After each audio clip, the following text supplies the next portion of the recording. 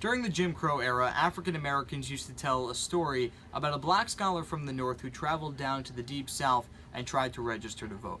So he gets down to the polling station in the Deep South, and the white supervisor asks him to read a passage from the Constitution, which seems like an odd request because the voters ahead of him in line didn't have to do that. All of them happened to be white. But nonetheless, he complied, and he read the passage with no problem. The supervisor then asked him to read the same passage in Spanish, which again was no problem because the scholar is fluent in Spanish. The supervisor then asked him to read the same passage in German, Russian, and French, which he muscled through. Then, the supervisor asked him to read the same passage in Arabic, which the black scholar then replied with, my Arabic is a bit choppy, a bit rusty, but I think this roughly translates to, black people are not allowed to vote in this county.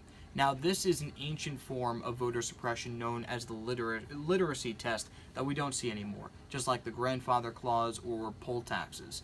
But make no mistake about it, voter suppression still stains America as we know it today, which may not be very familiar to you as a concept because Central New York is a very progressive region when it comes to voter laws. In fact, it's one of the most progressive regions in the country, and I'm going to explain why, but I'm first going to explain the different modes of voter suppression that haunt America today. First with gerrymandering, but also voter ID laws and purges of the voting register. So first with gerrymandering. Gerrymandering is the redrawing of district lines, voter district lines, specifically in favor of incumbents. So a politician in office might want to draw the district lines in an effort to distribute his or her votes across the state or region that he's trying to appeal to. That way he holds office and gets the districts he or she needs. So in North Carolina in 2010, this was seen when the Democrats held the majority and they drew the lines that was conducive to them to make sure you get plenty of blue regions in there and minimize the red.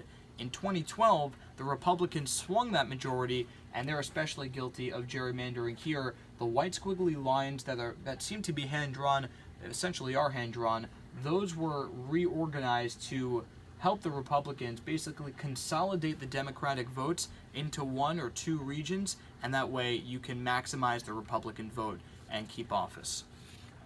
Moving forward with voter ID laws, voter ID laws make it very difficult for certain groups to cast a ballot. This is especially seen with minorities, but also private university students, and it's very subtle. No one talks about it. It's never in the headlines, and that's one of the most dangerous parts of voter suppression. It's never explicit. It's always implicit. It's always under the radar. So only 7 states in the United States, according to voter.org, actually have clear-cut legislation that allow private university IDs to be used as voter IDs at the polls. Now, New York is one of those, and that's why one of the reasons that Central New York is a leader in terms of voter rights, but other states don't have that luxury. So if you have any friends that go to private universities outside of New York, like Louisiana or Michigan, for example, they won't have that luxury. So I know, for example, I never carried my passport or driver's license with me on campus during my freshman year because it was something else to lose. I only carried my private university ID, and if that ID was not allowed, was not a valid form of identification, that would have just been another obstacle that I would have had to deal with in my pursuit of the ability to vote, which really shouldn't be very difficult because it is, as an American, my right. But it really is one of those implicit obstacles. Minorities across the country, regardless of age, struggle with this. So, according to voter.org, 1 in 10 Americans do not have government-issued IDs. That's a problem because if you need a government-issued IDs, right off the bat, 10% of the Americans are not going to be able to vote.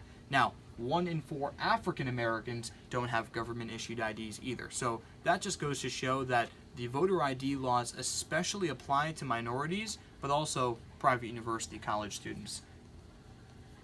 So moving forward with purges of the voting register. Purges of the voting register are pretty much as scary as they sound. Basically, people are removed from the voting register without notice just based off of inactivity, but also no response from a mailing piece that they receive. So if you don't, in Ohio, for example, a law was just passed that states if you don't vote in the previous 2 elections, or do not return a voter card that was mailed to you, then you will immediately be removed from the voting register and you will not be allowed to vote in that coming election.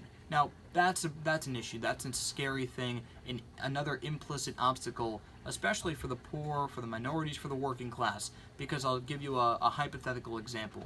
Say you have a working mother with 2 kids and 2 jobs that's trying to juggle all of her obligations and trying to manage her time. She might that piece of mail might go under the radar, and the elections that she missed also might go under the radar because she has so many obligations to fulfill. But that's really an issue. So in Ohio, for example, the working class really struggles with that, whereas the wealthy does not have that problem. So that's Ohio. But moving on with Central New York, and by the way, this goes to prove my point that voter suppression really impacts the minorities. And here you go, 47% Hispanic voters, 42% black voters were unable to vote in 2016, which, as you can probably tell, did sway the election to a certain extent. Now, with Central New York, this is seen as well, the minority margin here, because Central New York, again, one of the most progressive regions in terms of voting rights, and they recently allowed early voting, which completely revolutionized the voting process. Now in Central New York, you can vote up to 2 weeks prior to Election Day, and I say Election Day in quotes because it's no longer just one day. And that is especially important for that hypothetical working mother of 2 with 2 jobs, because she's not going to be able inevitably to find the time to get to her local library, to get to that local polling station with one day trying to juggle everything. But if you give her a 2-week window, that will allow her to manage her time and hopefully figure it out, get to the polls. In fact, according to the Onondaga County voting report from this past year, up to 60% of the early voters voted Democrat. And as you know, a large percentage of minorities actually vote Democrat. So that goes to show how empowered the minorities were during this past election in Onondaga County. So I'll leave you with this. If you truly believe in democracy and truly believe in equal representation, why wouldn't you believe in everyone's voice being heard equally and accessibly at the polls? Thank you.